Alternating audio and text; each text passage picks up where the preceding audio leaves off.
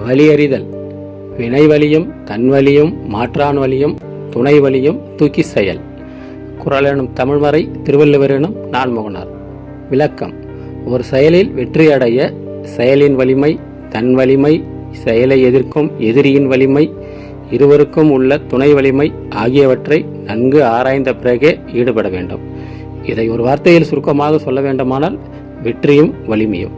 இதோ அடுத்து வருகின்ற ஒளிப்பதிவில் எதை பண்ணாலும் பிளான் பண்ணி பண்ணணும், ஓகே என்பது பற்றி ஓர் எடுத்துக்காட்டுடன் காண்பிக்கப்படுகிறது. நன்றி, வணக்கம்.